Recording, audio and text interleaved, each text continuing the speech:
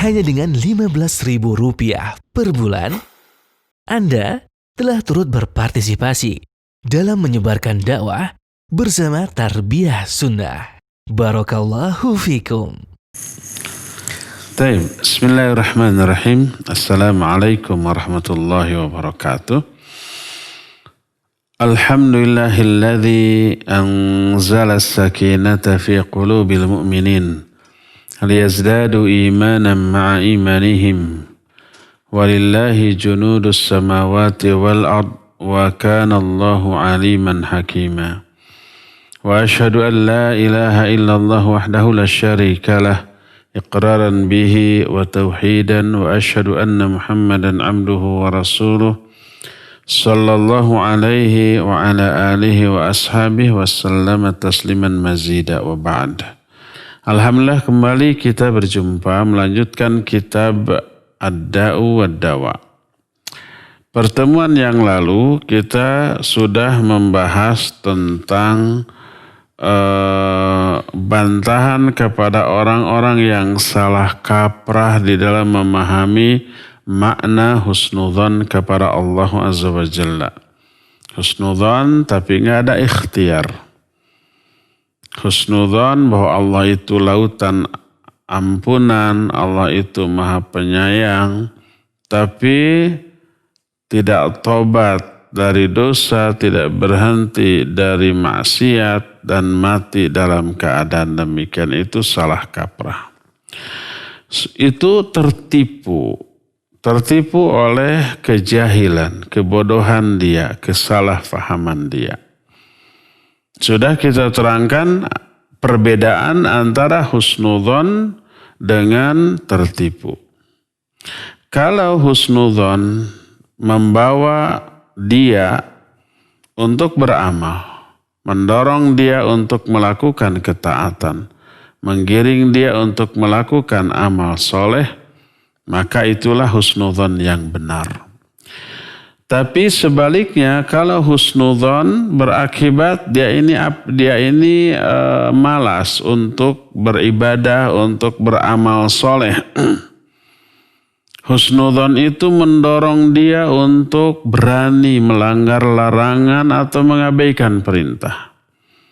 Karena husnudzon Allah mah lautan ampunan.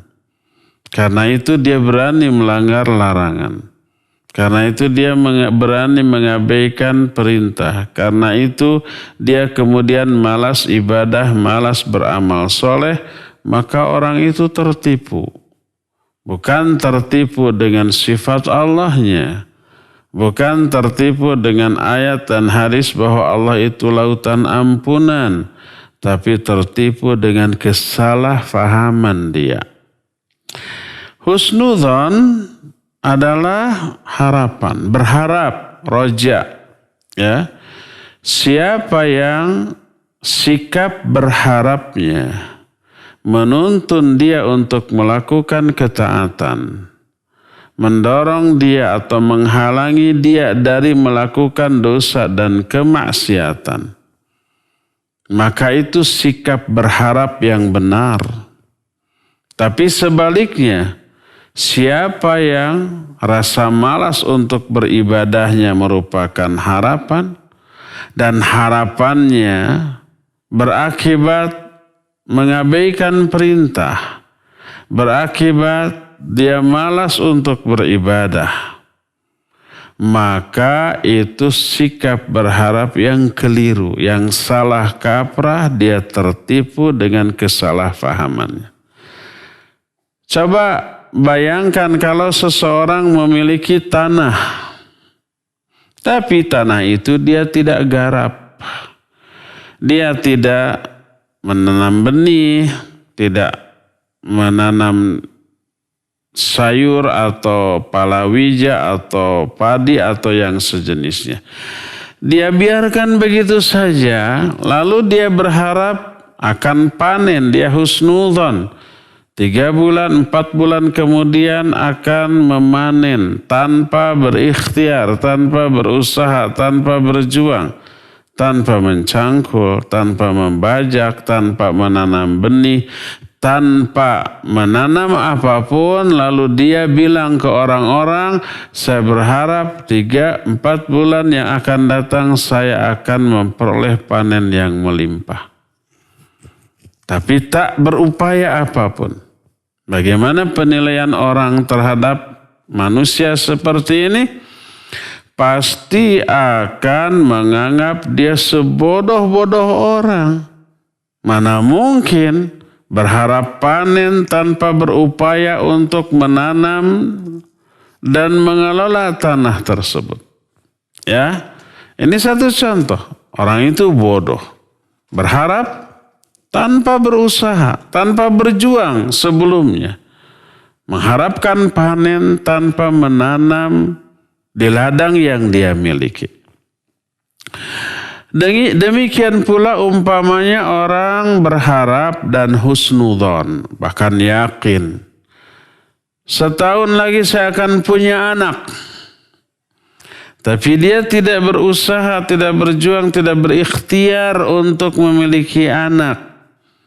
Tidak menikah umpamanya, atau menikah dengan seorang wanita tapi tidak ditoel-toel acan, tidak disentuh, tidak digauli, dibiarkan saja. Nikah akad sah sudah.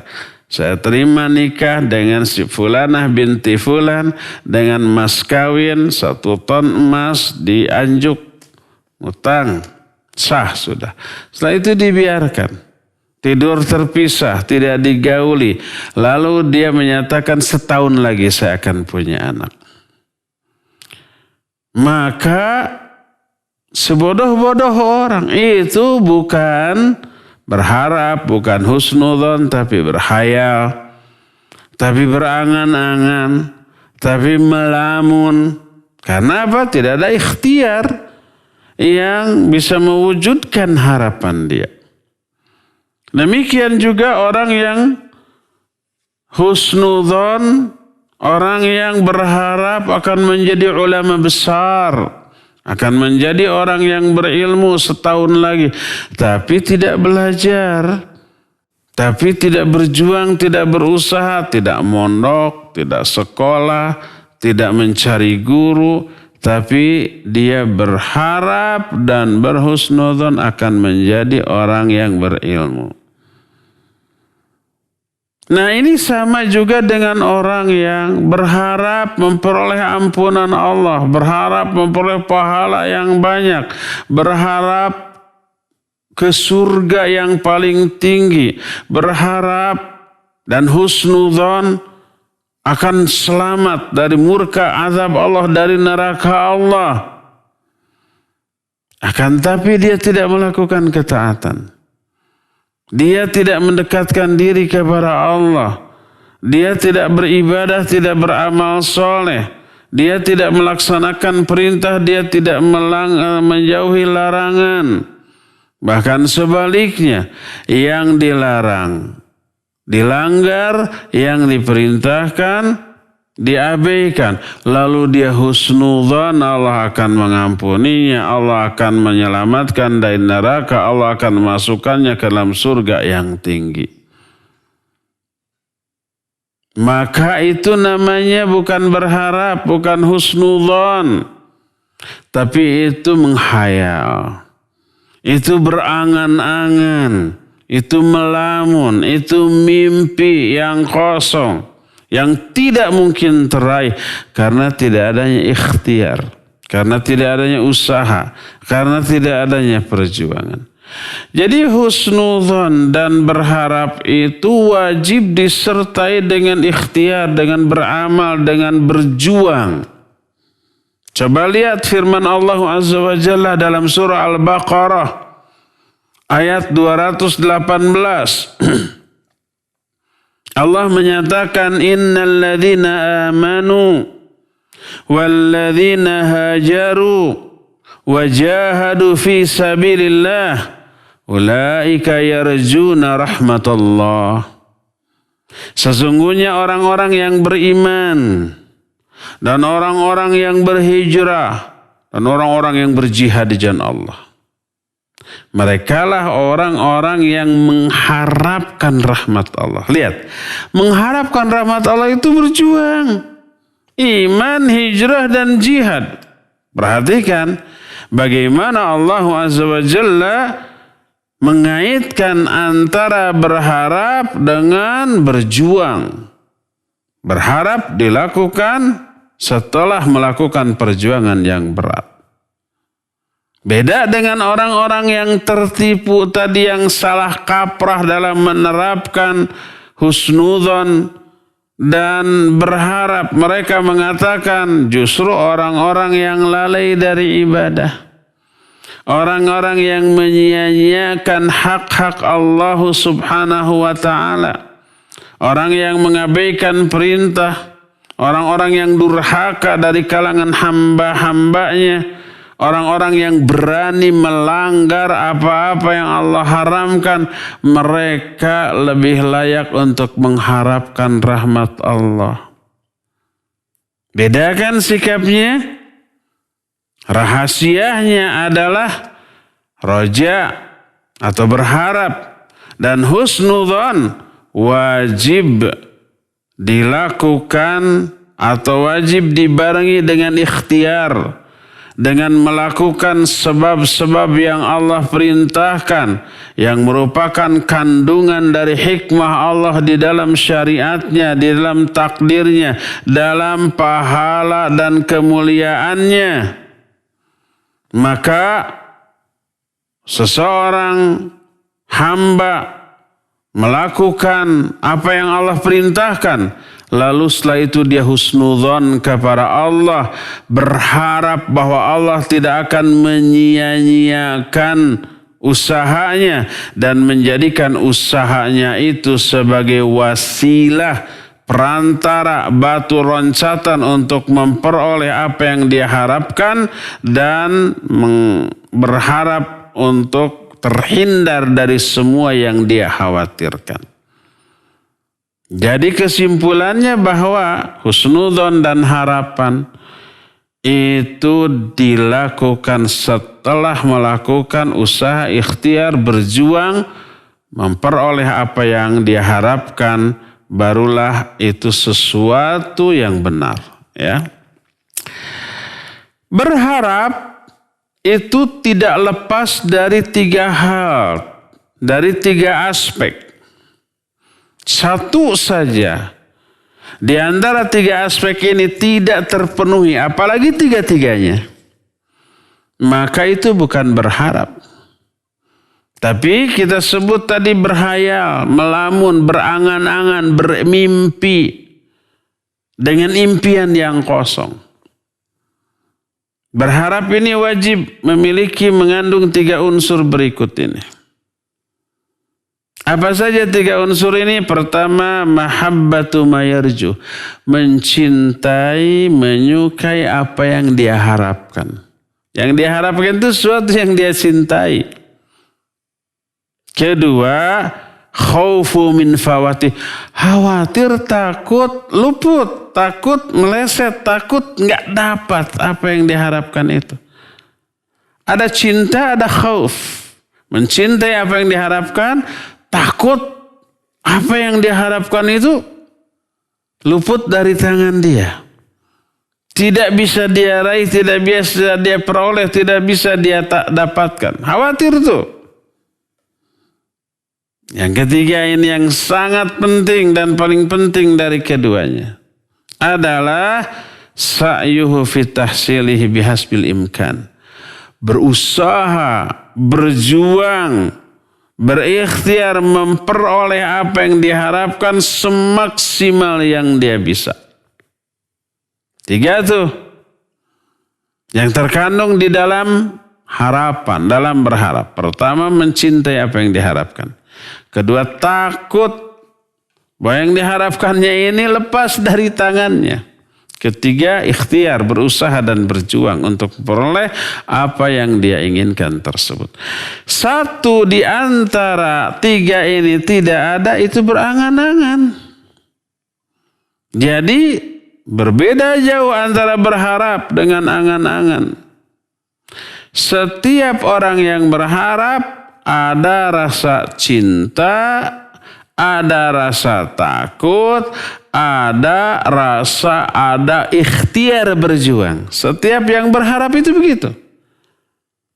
Setiap yang berharap ada rasa cinta, mencintai apa yang dia harapkan. Ada rasa takut yang diharapkannya itu luput dari dirinya.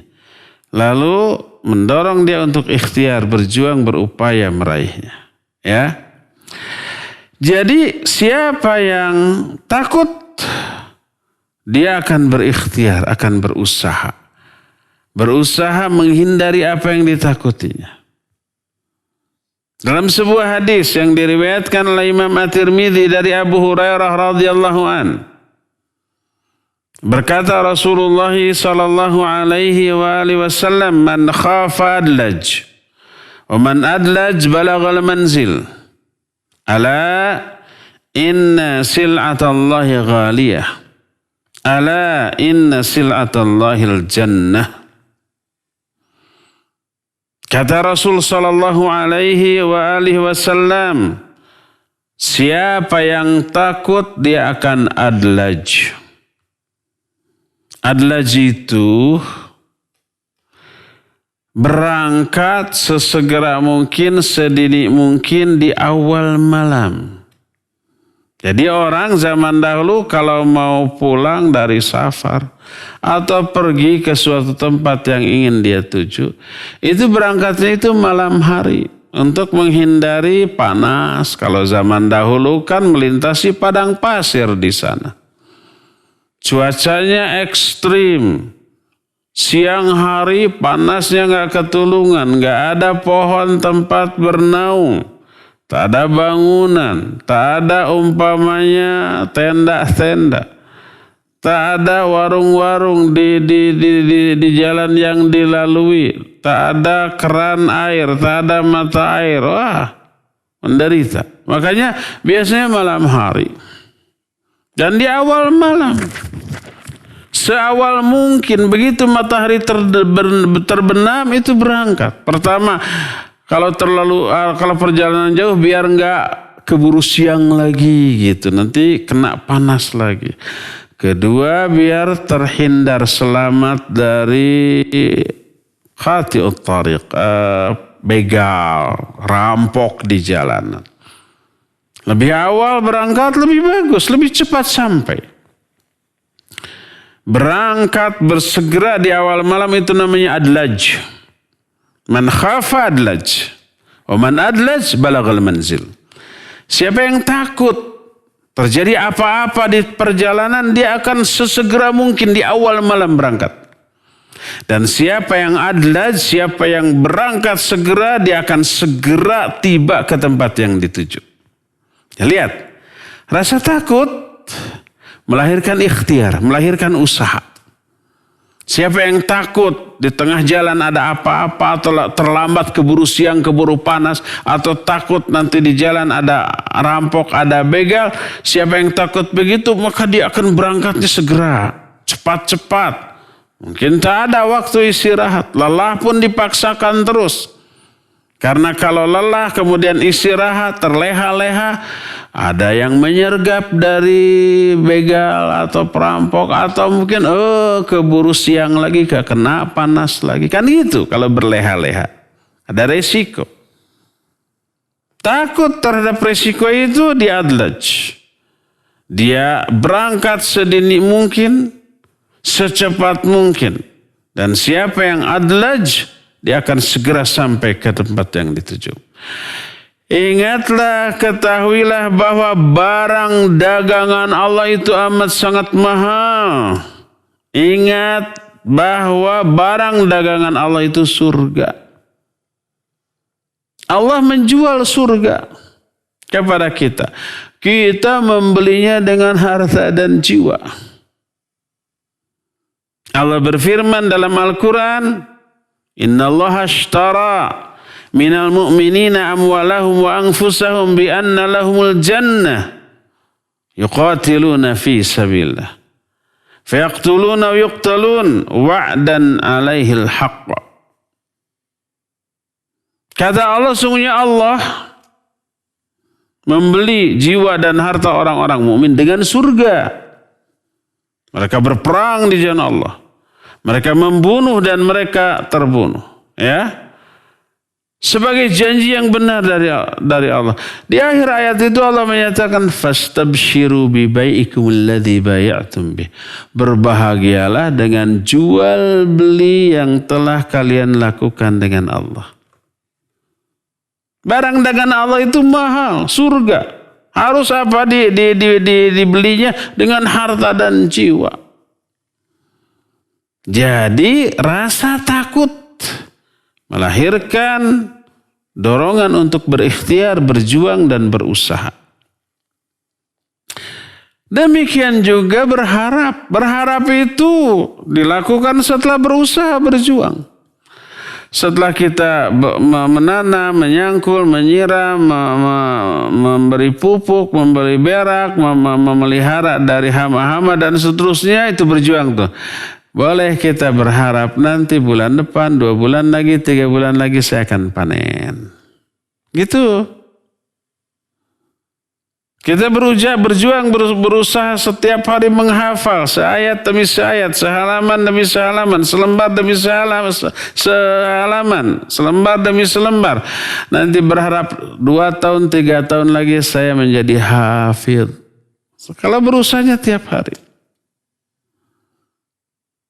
Kita umpamanya menyekolahkan anak dari mulai TK-nya, TK Al-Quran, SD-nya ke Ma'had Tahfidz Al-Quran, terus setelah hafidh itu anak kemudian disekolahkan ke sekolah tinggi Islam, ilmu syar'i. Lalu saya berharap anak itu setelah dewasanya menjadi ulama. Setidaknya menjadi ustadz, menjadi da'i. Harapan itu kosong apa isi? Isi karena sudah berjuang, berusaha. Beda kalau umpamanya punya anak, disekolahkannya sekolah umum, dibiarkan bergaul secara bebas dengan kawan-kawan yang memiliki akhlak yang jauh dari akhlak Islam. Tidak diarahkan, tidak dipesantrenkan, tidak dididik. Lalu dia mengatakan saya berharap kalau anak saya dewasa jadi ulama besar. Tapi usahanya nol, bahkan minus. Mengarahkannya kepada arah yang buruk. Yang akan bisa lah ya. Jadi setiap harapan ada rasa takut. Takut bahwa harapannya itu gagal dan itu mendorong dia untuk ikhtiar, berjuang dan berusaha. Jadi harapan selalu ada 3 yang terkandung di dalam. Cinta terhadap apa yang diharapkan. Takut apa yang diharapkannya itu akan luput dari dirinya dan berjuang dan berusaha. Jadi lihat Allah Azza wa Jalla menjadikan harapan hanya bagi orang yang beriman dan beramal soleh. Demikian juga rasa takut menjadi karakter bagi orang yang beriman dan beramal soleh.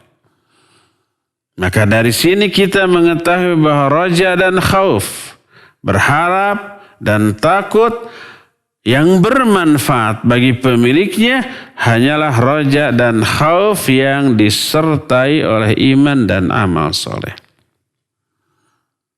Perhatikan beberapa ayat yang berikut ini yang terdapat dalam surah Al-Mu'minun ayat 57 sampai ayat 61. Allah Azza wa Jalla berfirman, innal ladzina hum min khasyati rabbihim musyfiqun.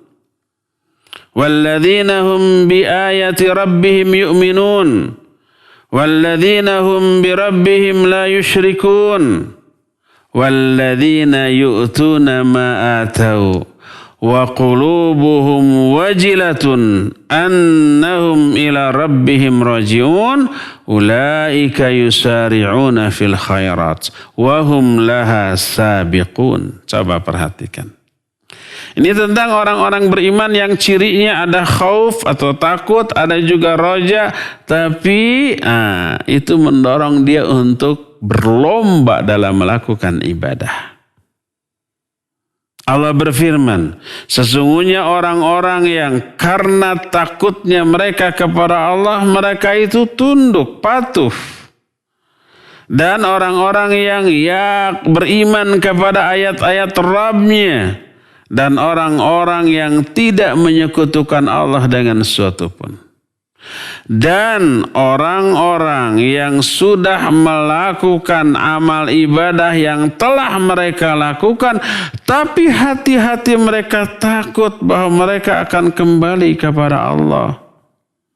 Merekalah orang-orang yang berlomba-lomba dalam melakukan kebaikan dan mereka juaranya dalam hal itu. Coba lihat. Rasa takutnya mereka kepada Allah mendorong mereka untuk berlomba dalam melakukan kebaikan dan mereka menjadi orang-orang yang mendahului orang lain dalam hal itu. Juara dalam perlombaan itu. Berlomba dalam melakukan kebaikan. Ketika Aisyah radhiyallahu anha membaca ayat ini, beliau salah faham. Coba orang dengan keimanan selevel iman Aisyah, dengan kecerdasan secerdas Aisyah, yang kata Imam Az-Zuhri, seandainya ilmu seluruh wanita di dunia digabungkan, lalu dibandingkan dengan ilmu seorang Aisyah, niscaya ilmu Aisyah jauh lebih utama daripada ilmu gabungan seluruh wanita. Itu cerdasnya Aisyah. Hebatnya ilmu Aisyah. Imannya nggak perlu diragukan. Wanita terbaik. Makanya memiliki pasangan jodoh suami terbaik juga. At-tayyibuna lit-tayyibat. Laki-laki yang baik dipasangkan dengan wanita baik. Siapa pasangan hidup Aisyah dunia sampai akhirat? Ya Nabi SAW. Ada nggak yang lebih baik daripada Nabi? Tidak ada.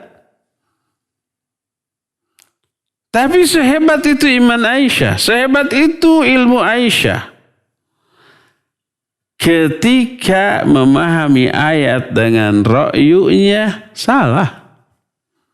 Bayangkan selain Aisyah seperti kita memahami ayat dengan ra'yu, luar biasa bahayanya. Dalam hadis yang diriwayatkan oleh Imam At-Tirmidzi, Aisyah radhiyallahu anha berkata, "Sa'altu Rasul sallallahu alaihi wa alihi wasallam an hadhihi al-ayah. Faqultu ahumul ladzina yashrabuna al-khamar wa yaznun wa yasriqun?" Apakah orang yang dimaksud dalam ayat ini adalah orang yang mabuk, minum khamr, berzina dan mencuri? Karena ayat ini dikatakan walladzina yu'tuna ma atau wa qulubuhum wajilah. Orang-orang yang telah mengamalkan apa-apa yang telah mereka lakukan tapi hati mereka takut. Setelah beramal kok takut? Pasti amalnya buruk nih. Karena kalau beramal baik nggak akan takut kan ya? Kalau takut berarti sudah beramal buruk. Peribahasa kita menyatakan berani karena benar, takut karena salah. Orang yang takut hanyalah orang yang telah berbuat salah. Kalau benar tidak akan merasa takut. Makanya ketika ayat ini menyatakan orang-orang yang telah melakukan amal-amal yang telah mereka lakukan, tapi hati mereka takut. Kata Aisyah, apakah yang dimaksudlah orang-orang yang mabuk, berzina, mencuri, makanya takut? Apa kata Nabi SAW? Tidak. La ya bintas siddiq. Walakinnahum alladzina yasumuna, yusalluna, yatasaddaquna, wa yakhafuna alla tutaqabbalu minhum. Ulaika yusari'una fil khairat. Bukan begitu wahai putri as-siddiq. As-siddiq itu Abu Bakar. Karena Aisyah putri Abu Bakar. Bukan itu maksud ayat ini. Tapi mereka adalah orang-orang yang rajin saum. Rajin sholat. Rajin sedekah. Ahli ibadah mereka. Mereka sudah melakukan saum, melakukan sholat, melakukan sedekah. Tapi mereka takut semua itu tidak diterima dari mereka. Karena takut lalu mereka berlomba-lomba dalam melakukan kebaikan. Wahum laha sabiqun, dan mereka juaranya dalam melakukan kebaikan. Lihat. Perasaan takut memicu, mendorong, memotivasi mereka untuk beramal. Untuk berlomba dalam melakukan kebaikan. Hadis yang senada juga diterima dari Abu Hurairah radhiyallahu anhu. Coba lihat dari ayat-ayat tadi, dari hadis-hadis tadi kita mengetahui. Allah Azza wa Jalla menerangkan sifat-sifat orang-orang yang bahagia di akhirat, bahwa mereka itu melakukan kebaikan tapi tetap disertai rasa takut. Walaupun sudah berusaha maksimal melakukan ibadah, amal soleh, kebaikan, tapi takut. Takut semua itu sia-sia. Takut amal ibadah dan kebaikannya itu terkotori oleh hal yang bisa menghapus atau tertolaknya amalan ibadah itu. Takut ada riyanya, takut ada ujubnya, takut ada takaburnya, takut ada sum'ahnya gitu ya, takut tuh. Apalagi di zaman now gitu, di mana orang riya itu bisa dilakukan tanpa ada orang lain di hadapannya. Bangun jam 2, jam 3. Langsung bikin status. Alhamdulillah Allah sudah membangunkan saya 2 rakaat dulu. Gitu ya. Nggak ada orang di hadapan dia. Tapi di status dia tulis. Setelah berwudu bikin status lagi. Dinginnya wudu di dini hari. Aduh. Setelah 2 rakaat dia bikin status lagi. Nikmatnya 2 rakaat ringan sesuai sunnah Rasul sallallahu alaihi wasallam di malam hari. Tertolak itu. Para sahabat zaman dahulu, sebagaimana yang Allah jelaskan, diterangkan sifatnya oleh Allah, mereka melakukan kebaikan disertai rasa takut. Sebaliknya Allah menerangkan orang-orang yang binasa karena perbuatan azab Allah, mereka melakukan banyak dosa, maksiat dan kesalahan, tapi merasa aman dari murka dan azab Allah. Terbaliknya mestinya yang merasa aman itu ahli ibadah, aman dari murka dan azab Allah. Mestinya yang merasa takut itu ahli durhaka, ahlul kabair, ahli maksiat, harusnya merasa takut. Tapi terbalik, ahli ibadah takut ibadahnya ditolak oleh Allah, ahli maksiat merasa aman dari murka dan azab Allah.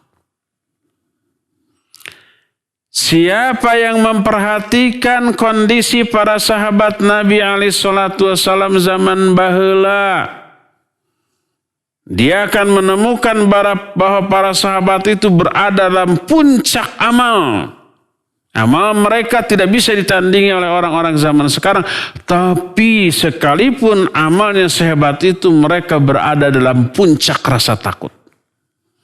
Sudah beribadah, beramal soleh, berbuat kebaikan, takut terkena azab Allah. Coba perhatikan. Orang-orang zaman sekarang lalai dari ibadah, perbuatannya melanggar larangan, mengabaikan perintah, tapi aman dari azab Allah, merasa aman.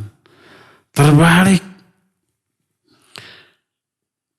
Perhatikan apa yang dilakukan oleh Abu Bakar As-Siddiq radhiyallahu an. Dia berkata, kata dia, waditu anni sya'aratun fi jambi abdil mu'min.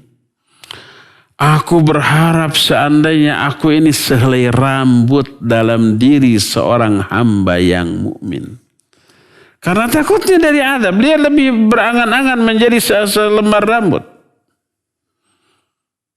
Diriwayatkan bahwa beliau itu memegang tulisannya, lidahnya nih, oleh tangannya, lalu berkata, inilah yang banyak menjerumuskan aku ke dalam murka dan azab Allah, ke dalam dosa dan kemaksiatan. Lidahnya nih.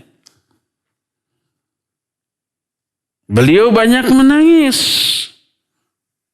dan berkata kepada orang-orang, ibku fa illam tabku fatabaku. Menangislah kalian. Kalau kalian tak mampu menangis, maka berpura-puralah menangis. Asal sendirian ya, jangan di hadapan orang. Sendirian bangun di malam hari, berdoa, beristighfar, sholat, silakan menangis. Kalau nggak mampu menangis, sesegukanlah secara pura-pura menangis. Dipaksakan diri untuk kita untuk menangis. Asal nggak ada orang loh. Jangan sampai ketika menyendiri tertawa-tawa dalam kelalaian di hadapan orang pura-pura segukan menangis caper. Nggak boleh yang seperti itu.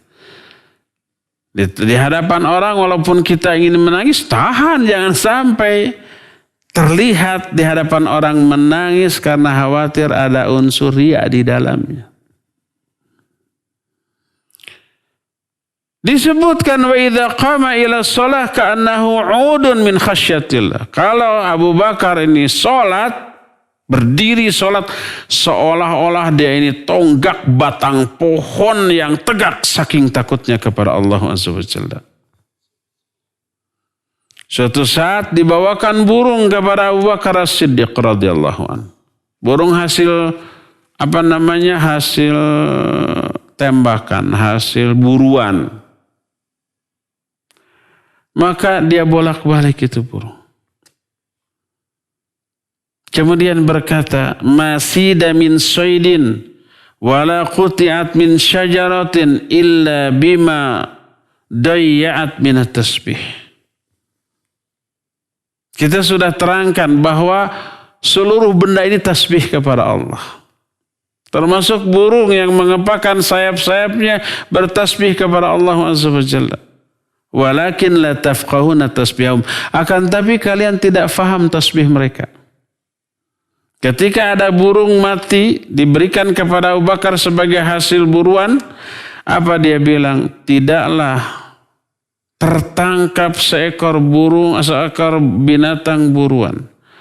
Dan tidaklah ditebang sebatang pohon kecuali karena dia lalai dalam melakukan tasbih kepada Allah. Jadi si pohon-pohon yang ditebang itu adalah pohon-pohon yang lalai dari bertasbih. Binatang-binatang buruan yang kena karena dia lalai dari bertasbih kepada Allah itu akibatnya tuh. Itu pemahaman Abu Bakar As-Siddiq radhiyallahu anhu. Ini dinukil riwayat dalam kitab Az-Zuhud oleh Imam Ahmad bin Hanbal rahimahullah. Ketika Abu Bakar sakarat radhiyallahu an, dia berkata kepada putrinya Aisyah, "Ya baniya, inni asabtu mimmal muslimin hadhihi al-abah wa hadha al-hallab wa hadha al-abad fa asri bihi ila Ibn Khattab." Kata Abu Bakar ketika Abu Bakar sakarat mau meninggal, Nabi SAW sudah tidak ada. Nabi SAW meninggal lebih dahulu sebelum Abu Bakar. Setelah meninggal diganti kepemimpinan kaum muslimin oleh Abu Bakar sebagai khalifah. Ketika sakarat berkata kepada putrinya, "Wahai putriku, di tanganku ada harta kaum muslimin. Ini nih abah, ini pakaian jubah. Ini binatang-binatang atau yang pesusu perasan. Ini hamba saya.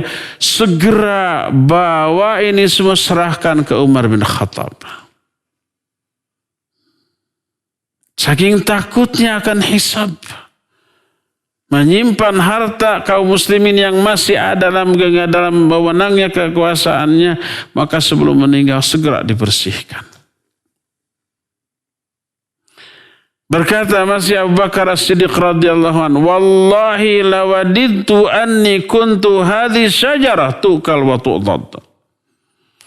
Demi Allah, aku berharap, aku berangan-angan seandainya aku ini adalah sebatang pohon yang dimakan atau yang ditebang atau yang dipatahkan. Kenapa? Takut terkena azab. Padahal ibadahnya luar biasa hebatnya. Kalau menjadi sebatang pohon kan tidak akan ada hisab atas dirinya. Berkata Qatadah, "Balaghani anna Abu Bakrin radhiyallahu an qala wadidtu anni hadirah ta'kuluni dawab." Telah sampai berita kepadaku bahwa Abu Bakar As-Siddiq pernah berkata, "Aku berharap berangan-angan seandainya aku ini rumput-rumputan yang kemudian dimakan oleh binatang-binatang ternak." Rumput-rumputan ini tidak akan dihisab, tidak akan diazab, tapi bermanfaat sebagai makanan bagi binatang-binatang ternak. Lihat, orang ahli ibadah sekali Abu Bakar As-Siddiq radhiyallahu an, tapi rasa takutnya bahwa dia akan pernah azab dari Allah begitu besar. Amal ibadah yang hebat disertai rasa takut. Itu mukmin sejati, imannya, amalnya hebat, tapi tetap ada rasa takut. Berbeda dengan ahli maksiat, dia dosa terus, dia melanggar larangan terus, mengabaikan perintah terus, tapi merasa aman dari azab Allah. Itu Abu Bakar As-Siddiq. Abu Bakar hebatnya ibadah disertai dengan hebatnya rasa takut. Nia Umar bin Khattab radhiyallahu anhu, suatu saat dia membaca surah Tur, surah ke-52 ya dalam Al-Quran. Ketika sampai kepada ayat yang ke-7, "Inna azaba rabbika lawaqi." Sesungguhnya azab Rabbmu itu nyata, benar, akan tertimpa kepada orang yang layak menerimanya. Sampai kepada ayat ini dia menangis dan sampai dahsyat tangisannya sampai dia itu sakit karena hal ini. Orang-orang pun lalu menjenguknya. Sakitnya itu karena takut nih dengan ayat ini. Inna adzaba rabbika lawaqi. Berkata Umar bin Khattab kepada anaknya Ibnu Umar ketika dia akan mati. Kata Umar, "Waihaq khaddi ala al-ard, asahu ayyarhamani." Thumma qala, "Waila ummi illam yaghfir li thalathan." Thumma qada. Kata Umar kepada anaknya, kepada Ibnu Umar radhiyallahu anhuma, "Waihaq, letakkan pipiku itu langsung di atas tanah. Aku berharap Allah Azza wa Jalla akan merahmati aku karena hal itu." Lalu dia berkata, "Celaka ibuku, seandainya Allah tidak mengampuni aku." Dia melakukan itu 3 kali. Dia mengatakan itu 3 kali. Itu karena rasa takutnya. Suatu saat Umar bin Khattab membaca sebuah ayat di dalam wirid yang dia lakukan di malam hari. Ayat yang dibaca itu membuat dia amat sangat takut. Karena takutnya dia tinggal di rumah berhari-hari. Sampai orang-orang datang melayatnya karena menyangka Umar ini sakit. Karena gak pernah keluar. Sampai-sampai di wajah Umar itu ada 2 garis hitam di bawah matanya. Karena saking seringnya dia dalam melakukan tangisan, dalam menangis. Suatu saat datang Ibnu Abbas kepada Umar bin Khattab. Saat itu Umar menjadi khalifah. Jasa Umar kepada kaum muslimin, kepada Islam dan kaum muslimin itu luar biasa besar. Datang Ibnu Abbas lalu berkata, Masyarallahu bikal amsar wa fataha bikal futuh wa fa'ala wa fa'ala. Faqal wadidtu anni anju la ajra wa la wizra. Kata Ibnu Abbas, Allah Azza wa Jalla telah menaklukkan banyak negara karena jasamu Umar. Telah menaklukkan berbagai macam penaklukan, banyak penaklukan di tangan kekuasaanmu. Dan kau pokoknya diungkit-ungkit jasa-jasa banyak Umar bin Khattab. Tapi apa kata Umar? Aku lebih berharap aku ini selamat, tidak ada pahala, tapi tidak ada dosa. Sehingga tidak diazab, walaupun tidak punya pahala. Asal yang penting tidak punya dosa yang menyebabkan dia diazab. Yang penting selamat dari azab. Karena takutnya Umar. Padahal ibadahnya luar biasa, taubatnya luar biasa, dan jasanya yang amat sangat besar. Inilah Umar bin Khattab. Demikian juga Utsman bin Affan. Dia ini apabila berdiri di atas kuburan, dia menangis sampai jenggotnya itu basah oleh suara oleh tangisannya. Kalau jenggotnya sampai basah menunjukkan nangisnya itu mengeluarkan air mata yang deras. Bukan bukan kata orang Sunda, bukan cari nakdak. Apa bahasa Indonesia cari nakdak itu? Kalau mau nangis tapi asal cuma basah gitu. Berlinang mah ada airnya. Berkaca-kaca, bercermin ya berkaca-kaca. Berkaca-kaca itu tidak sampai meleleh. Ini mah deras sampai jenggotnya basah.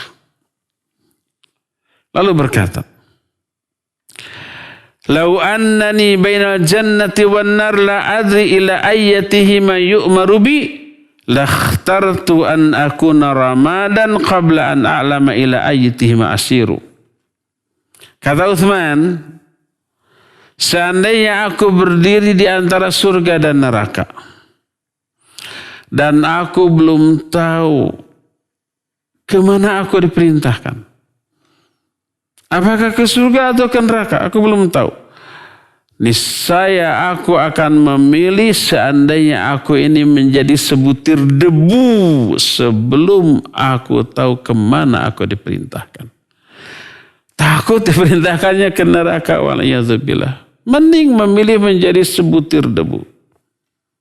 Dan banyak lagi ucapan Utsman bin Affan yang mengungkapkan besarnya rasa takut, padahal ibadahnya hebat. Utsman itu kalau sholat ba'da isya langsung sholat tahajud hanya 1 rakaat saja. Tapi yang dibaca di 1 rakaat itu dari Al-Baqarah sampai An-Nas, semua ayat Al-Quran dibaca sampai subuh, enggak bergeming. Ibadahnya sehebat itu. Tapi rasa takutnya luar biasa. Demikian juga tangisan Ali bin Abi Thalib karena takutnya. Dia berkata, ada yang membuat dia sangat takut. 2 perkara. Pertama, tulul amal. Kedua, wattibaul hawa. Panjang angan-angan dan mengikuti hawa nafsu. Lalu dia berkata, fa'amma tulul amal fayunsil akhirah wa amma ittiba'ul hawa fayasuddu anil haqqa.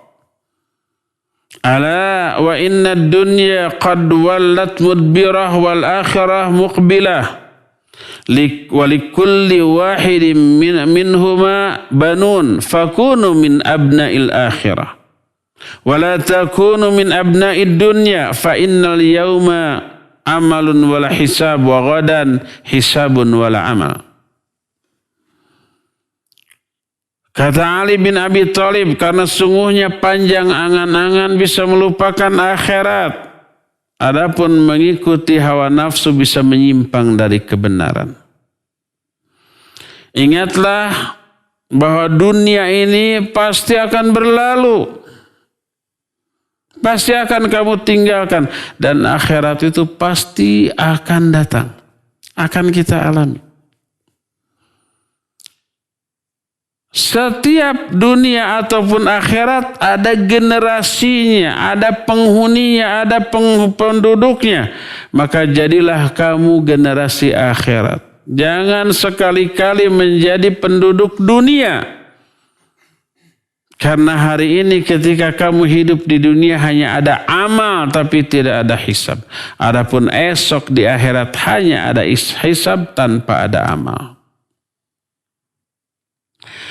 Berkata Abu Darda radhiyallahu an, "Inna asyadda ma akhafu ala nafsi yaumal qiyamah ayyuqala li ya Abu Darda qad alimta fa kaifa amilta fima alimta." Kata Abu Darda, sesungguhnya sesuatu yang paling aku takuti atas diriku pada hari kiamat adalah aku nanti akan ditanya, "Ya Abu Darda, kamu telah berilmu. Apa yang telah kamu amalkan dengan ilmumu?"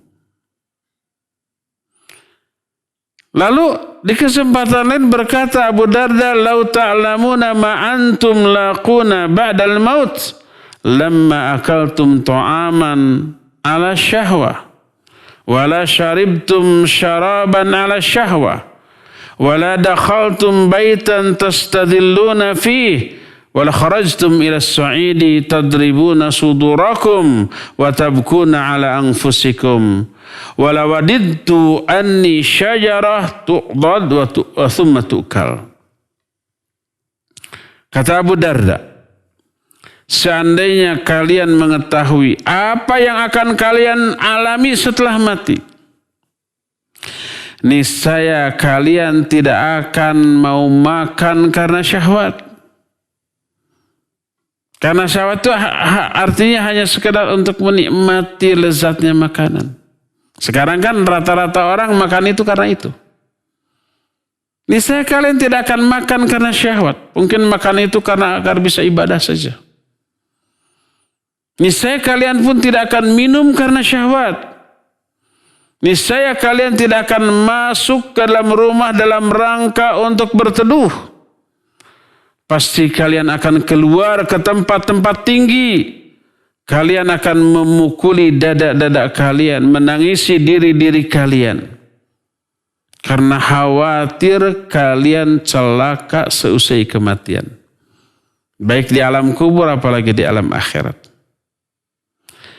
Dan aku berangan-angan seandainya aku ini sebatang pohon yang dipetik lalu dimakan.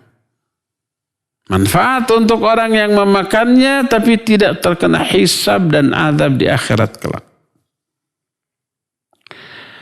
Termasuk Ibnu Abbas radhiyallahu anhuma, di bawah kedua matanya itu ada garis yang basah hitam. Karena banyaknya menangis. Seperti Umar bin Khattab tadi. Abu Dzar Al-Ghifari radhiyallahu an pernah menyatakan, "Ya laitani kuntu syajarah tu'dad, wadidtu anni lam ukhlaq." Celaka aku, seandainya aku sebatang pohon yang dipetik. Aku berharap seandainya aku ini tidak pernah diciptakan. Itu semua ungkapan karena rasa takut terkena azab. Lalu masih kata Abu Dzar, wa uridat alaihin nafaqah.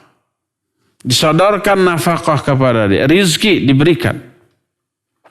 Apa dia bilang? Indana inzun nahlibuha wa ahmar nanqilu alaiha wa muharrar yakhdimuna wa fadlu aba'ah wa inni akhaful hisaba fiha.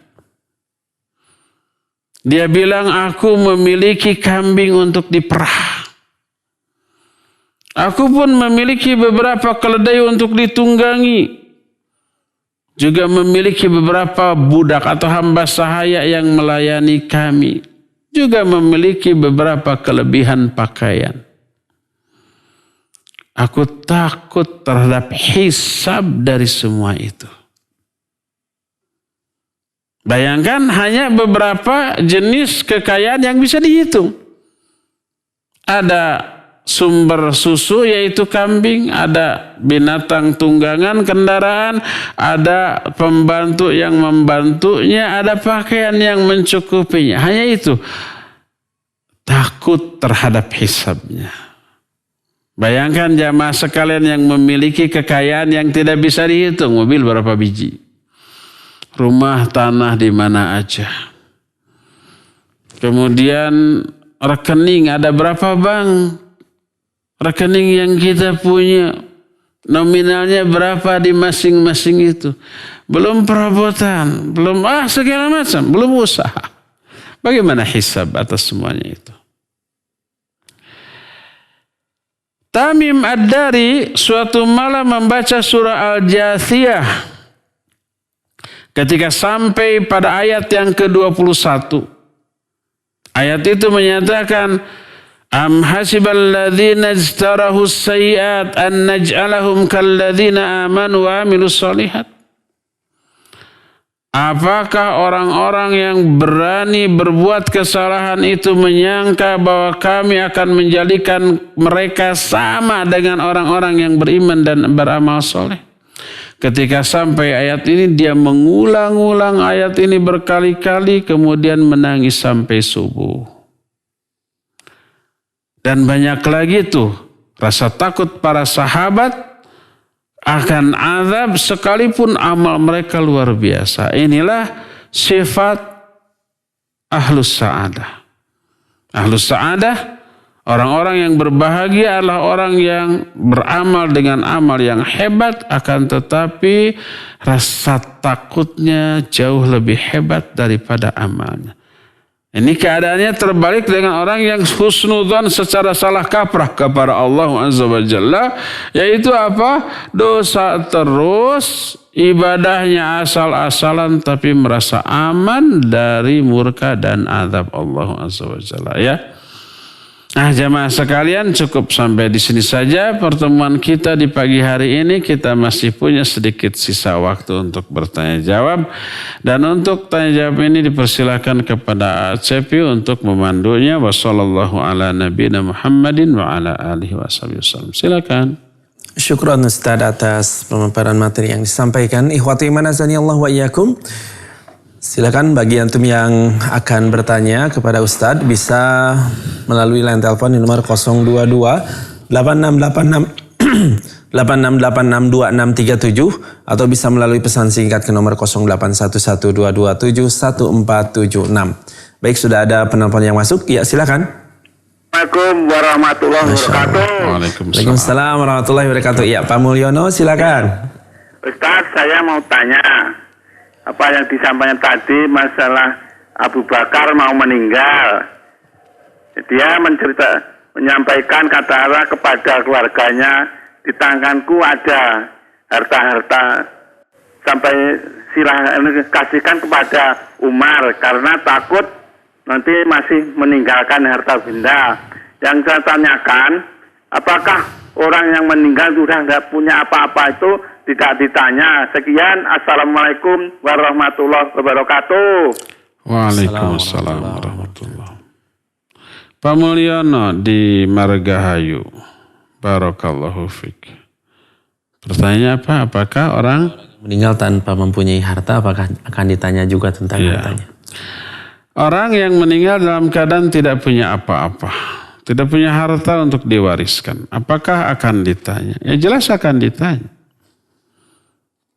Apa yang ditanya dari seluruh nikmat yang pernah dia rasakan. Allah berfirman, "Tsumma latus'alunna yauma idzin 'anin na'im." Kemudian kalian pasti akan ditanya pada hari itu tentang semua kenikmatan. Orang fakir, orang miskin yang ketika meninggal nggak punya apa-apa, apakah selama hidup sebelum meninggal dia pernah merasakan kenikmatan? Ya iyalah. Pernah makan enak, pernah minum enak, pernah tidur enak, dan seterusnya. Itu akan ditanya. Disyukuri atau tidak? Terus akan ditanya juga tentang masa muda, untuk apa dia habiskan. Akan ditanya juga tentang umur yang Allah berikan, untuk apa dia pergunakan. Ya. Jadi tetap akan ada pertanyaan. Cuma pertanyaan bagi orang fakir dan miskin jauh lebih simpel, lebih enteng. Karena dia nggak punya apa-apa atau hanya sedikit yang dia punya, yang dia nikmati, maka lebih simpel, lebih singkat, lebih cepat dibanding orang yang kekayaannya melimpah. Makanya pernah kita sampaikan penjelasan dari hadis-hadis yang sahih bahwa para fuqara dari kalangan muhajirin 500 tahun lebih dahulu masuk surga daripada orang-orang kayanya di kalangan mereka. Jadi ketika orang kaya masuk surga, loh, kalian orang fakir miskin mendahului saya kapan datang? Saya sudah 500 tahun di sini di surganya. Kebayangan. Karena apa? Hisabnya bagi fakir dan miskin lebih enteng, lebih simpel, lebih mudah daripada orang-orang yang berharta, ya. Wallahu a'lam. Silakan lagi. Baik, syukran Ustadz atas jawabannya. Kita kembali mengangkat telepon yang masuk. Silakan. Assalamualaikum. Waalaikumsalam warahmatullahi wabarakatuh. Dengan Ibu siapa di mana? Dari hamba Allah di Bojong Soang. Ya, di Ibu hamba Allah di Bojong Soang. Silakan. Wa fiki barakallah. Ini Ustaz, kalau pada saat kita mau melakukan sholat witir, pada saat itu mau baca kunut witir, kan dilakukan itu sebelum ruku. Pas mau baca, lupa mau baca itu malah sujud gitu Ustaz. Jadi kan bisa sebelum ruku apa sebelum sujud Ibu? Sebelum ruku biasa saya baca kunut witir. Tapi kelupaan malah langsung sujud. Jadi tidak ruku dulu? Tidak ruku dulu. Langsung sujud, jadi kan harus naik lagi.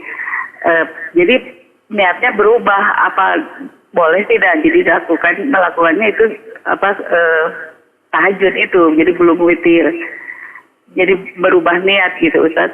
Dari mulainya, awalnya mau witir, tapi karena naik lagi, jadi dia melaksanakan 2 rakaat ya. Iya. Itu boleh tidak Ustaz? Tayyib. Jadi merubah niat gitu ya. Terima kasih Ustaz. Assalamualaikum warahmatullahi wabarakatuh. Ya, wa jazakillahu khaira. Waalaikumsalam warahmatullahi wabarakatuh. Ya, Ibu hamba Allah di Bojong Soang. Barakallahu fik.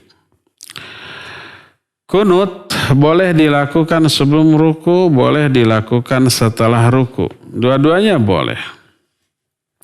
Walaupun umumnya kaum muslimin melakukan kunut witir setelah ruku biasanya.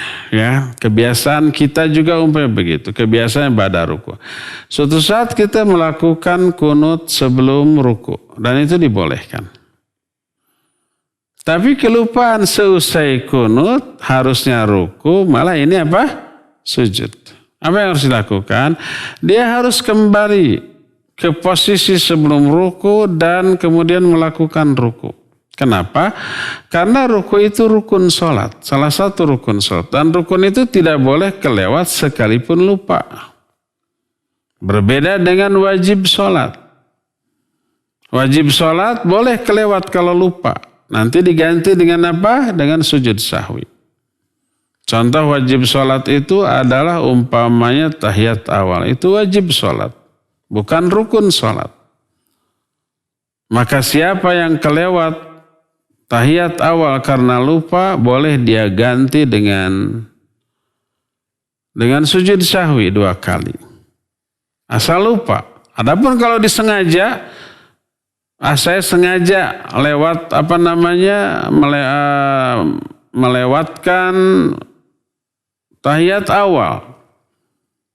Nanti aja sengaja saya ganti dengan sujud sahwi. Kenapa? Tahiyat awal agak lama. Kalau sujud sahwi kan lebih cepat, lebih sebentar. Malas. Maka sengaja dilewat, maka tidak sah, tidak boleh. Jadi hanya boleh sujud sahwi itu kalau lupa. Itu kalau yang wajib sholat. Adapun yang rukun sholat tidak bisa diganti dengan sujud sahwi. Harus dilakukan. Maka ketika seseorang melakukan kunut sebelum ruku, Nanti setelah itu akan ruku. Tapi kelupaan langsung sujud, di tengah sujud ingat maka kembalilah ke posisi tadi. Lalu melakukan ruku. Ya, melakukan ruku. Nah, tapi nanti diganti dengan sujud sahwi. Karena apa? Karena ada penambahan gerakan. Jadi salam, setelah salam kemudian takbir lagi, lalu sujud sahwi 2 kali, lalu salam lagi. Itu yang harus dia lakukan. Adapun kalau merubah niat sholat tadinya witir menjadi tahajud lagi maka tidak boleh. Pertama itu, yang kedua, toh tadi tetap rukunya kelewat. Padahal ruku adalah salah satu rukun sholat yang harus dilakukan dan tidak boleh dilewat sekalipun lupa. Ya, demikian Ibu di Bojong Soang. Wallahu a'lam bishawab. Silakan lagi. Syukran Ustaz atas jawabannya. Kita beralih ke penanya melalui pesan singkat dari Bapak Waluyo di Rejang Lebong. Ustaz, jika kita berharap berlebih-lebihan, apakah termasuk kezoliman Ustaz? Atau ya kezoliman atau husnuzon Ustaz? Syukran. Pak siapa? Waluyo. Pak Waluyo di Rejang Lebong. Di mana itu teh Rejang Lebong teh? Bengkulu. Oh, Bengkulu. Pak Waluyo, barakallahu fiik. Kalau berharap berlebihan, sayang sekali tidak diberikan contoh. Apa yang dimaksud berharap berlebihan? Kalau yang dimaksud berharap berlebihan itu yakin, umpamanya contoh, kita sudah berusaha mencangkul, menanam, ya, kemudian yakinlah pasti panen berhasil, pasti gitu ya. Apakah itu yang dimaksud berlebihan? Ya, kalau itu yang dimaksud maka tidak boleh. Karena apa? Karena kita tidak tahu perkara gaib. Kita tidak tahu masa yang akan datang. Besok lusa itu perkara gaib. Di tangan Allah. Ya, mungkin ada hama di luar dugaan, mungkin. Mungkin nggak ada banjir di luar dugaan, sangat mungkin. Mungkin nggak umpamanya panen sawahnya bagus, tinggal dipanen, ya. Besok ke sana sudah ada yang mendahului tadi malam. Sangat mungkin ya, kita tidak tahu. Maka yakin 100% tidak boleh. Kita menyatakan insya Allah beberapa hari lagi panen. Tidak boleh, pastilah panen. Gimana enggak? Coba lihat aja umpamanya. Ini wow sudah subur begini. Tinggal menunggu dipanen. Nggak boleh karena kita tidak tahu apa yang akan terjadi esok ataupun lusa. Itu kalau yang dimaksud berharap secara berlebih. Kedua, kalau yang dimaksud berharap berlebih itu mengharapkan hasil melebihi dari usaha kita. Umpamanya nih, kita hanya satu kotak sawah gitu ya, ditanam. Lalu kita berharap semoga saja panen kita menghasilkan 100 ton. Padahal hanya satu kotak. Ini apakah harapan yang berlebihan? Ya, termasuk harapan yang berlebihan. Tidak masuk akal. Masa cuma satu kotak hasilnya 100 ton. Mungkin hanya 1 ton umpamanya ya.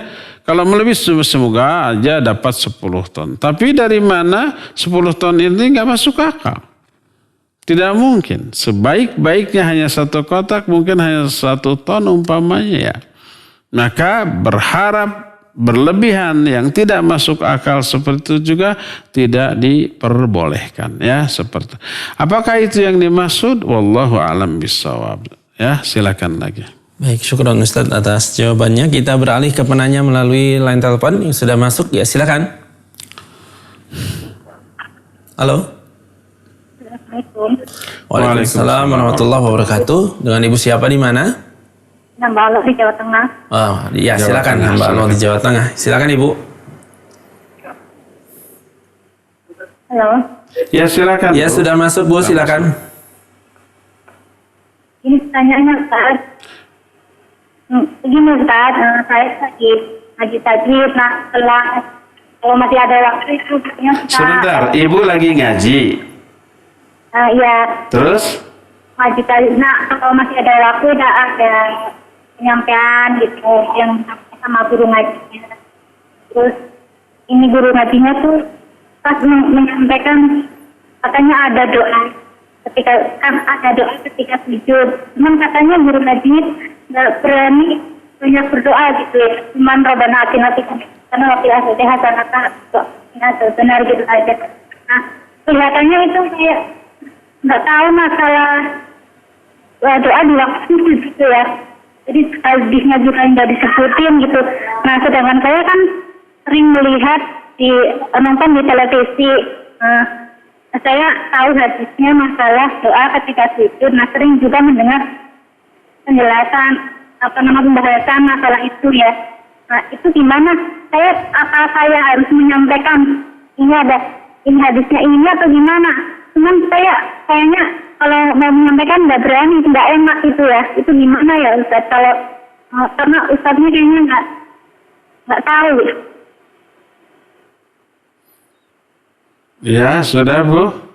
Iya, udah jelas Ustaz. Iya. Nah, gini, jadi Ustaznya Ibu bertanya, apakah tadi Ibu katakan yang ustazahnya itu atau ustaznya mengajarkan doa setelah ketika sujud gitu Ibu ya? Ya, tapi kayaknya nggak paham gitu Ustaz. Oh, Ya. beliaunya nggak paham gitu.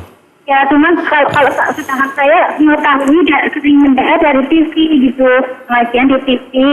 Nah, saya juga mengetahui hadisnya. Apa saya harus menyampaikan gitu? Karena yang tadi saya tuh kayak rasa nggak enak gitu mau menyampaikan Baik. itu gitu. Pertanyaan Baik. sudah Saya takut tertangkap. itu, Ya, silakan. namanya takut ujub dan ria sama itu yang lain gitu. Nah, Iya. gimana itu ya Ustaz? Iya. Saya salah nggak menyampaikan ya Ustaz. Ya Baik. itu aja. Jazakallahu khairan. Assalamualaikum warahmatullahi wabarakatuh. Waalaikumsalam warahmatullahi wabarakatuh. Iya, Ibu di Jawa Tengah, barakallah. Hamba Allah juga ya. Sebenarnya kurang jelas kita menangkapnya karena terputus-putus. Cuma yang kita tangkap, kalau salah tolong dikoreksi juga. Intinya sih bukan masalah doa ketika sujud, tapi adab terhadap guru. Jadi Ustadz mengatakan sesuatu yang menurut si ibu penanya ini, Ustadz itu tidak tahu tentang sesuatu itu. Si ibu lebih tahu karena sering mendengar di TV atau di YouTube gitu ya tentang hal itu. Apakah perlu diberitahu ke ustadzah itu gitu ya, intinya gitu. Hanya kasus yang ditanyakan itu kebetulan tentang doa ketika sujud. Jadi ada dua yang saya soroti, doa ketika sujudnya dan adab ke guru. Ya, pertama, boleh kita berdoa di dalam sujud. Dianjurkan. Tidak hanya sujud terakhir, tapi sujud manapun ya dalam sholat. Baik sholat fardu ataupun sholat sunat. Baik sujud di rakaat pertama, kedua, ketiga ataupun keempat ya. Boleh.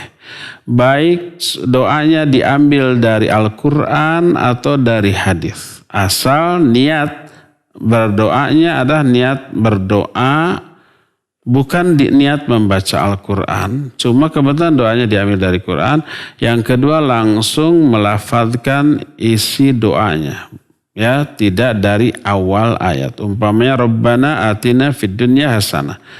Sebab ayat tersebut wa minhum may yaqul, di antara mereka ada yang berkata Rabbana atina fid dunya hasanah. Wa minhum may yaqulunya tidak dibaca ya. Tapi langsung Rabbana atina fid dunya hasanah. Nah itu, jadi dibolehkan ya. Baik dengan bahasa Arab, bahas dari Al-Quran, dari hadis, atau di luar Al-Quran dan hadis tapi dengan bahasa Arab asal isinya benar, ataupun dengan bahasa kita yang kita fahami, bahasa Indonesia, bahasa daerah, kita berdoa di dalam sujud, dalam sholat dibolehkan ya. Nah ini pertama. Kedua, kalau kita melihat si ustadz keliru di dalam menyampaikan, atau penjelasannya itu kurang lengkap, kurang menukik. Kita tahu yang benarnya dan kita tahu yang lengkapnya. Bagaimana adabnya? jangan sekali-kali ditegur di sana. Di hadapan jamaah. Itu tidak beradab atau adabnya buruk ya. Biarkan dulu sampai selesai. Setelah selesai, ajak ngobrol berdua. Dengan adab. Afwan Ustadz atau Ustadzah. Tadi Ustadzah menyatakan begini. Saya mendengar informasi begini-begini. Mana yang benarnya? Jadi tidak menyalahkan Ustadz tadi salah loh. Yang benar begini-begini. Jangan dengan kalimat seperti itu. Ustadz saya pernah mendengar begini-begini. Barangkali saya salah. Gitu ya. Kalau Ustadznya itu gentleman ya. Lillahi ta'ala. Dia tidak akan malu untuk mengaku kesalahan. Oh ya saya salah. Antum yang benar. Anti ibu yang benar. Nanti di pengajian berikutnya saya akan ralat.